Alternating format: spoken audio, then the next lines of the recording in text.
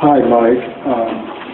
I want to know how did you plan to boost agriculture and fishing, and also would your administration buy or invest in treasury notes? What was the last question? Which, if you're elected governor, would your administration look into buying and investing in U.S. treasury notes? Yeah, well, I believe that I know the retirement system and the Bureau of Treasury, I'd have to work with them to find out exactly what their investment policy is at, and, let them make that decision. But I'd be open to anything as long as we can get more bang for the buck. As far as making Maine the food basket for New England in agriculture, one of the, some of the problems that I've heard talking with those that want to go into farming is they don't have access to capital. And under my plan, actually, we're looking at creating work with the Maine Credit Union League, a credit union whose primary focus is just farming and fishing, small agriculture, to get that expertise, because there's a lot of programs both at state level and federal level, but when you go to a credit union or bank, they really don't have that expertise. And the reason why a credit union is, if that's what their focus area is, farming and fishing, to help those small farmers who really need that help, is credit unions can partner with other credit unions from around the state.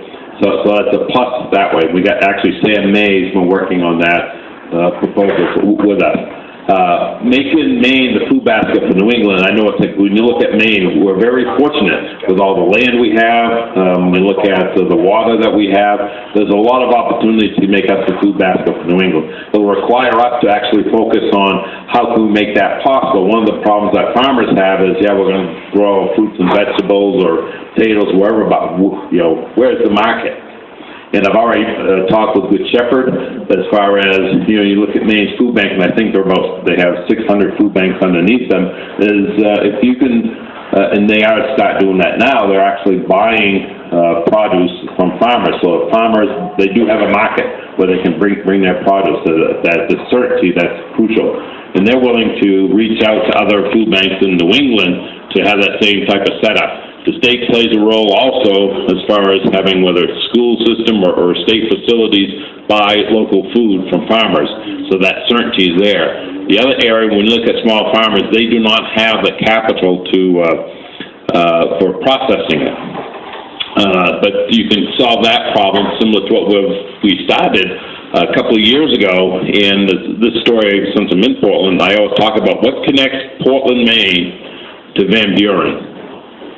Up by the Canadian border. Food. I was able to get $200,000 for the Northern Girl processing facility in Van Buren, Maine. They process the vegetables and fruits from the farmers up in that area, and they actually sell it to the Portland School Department.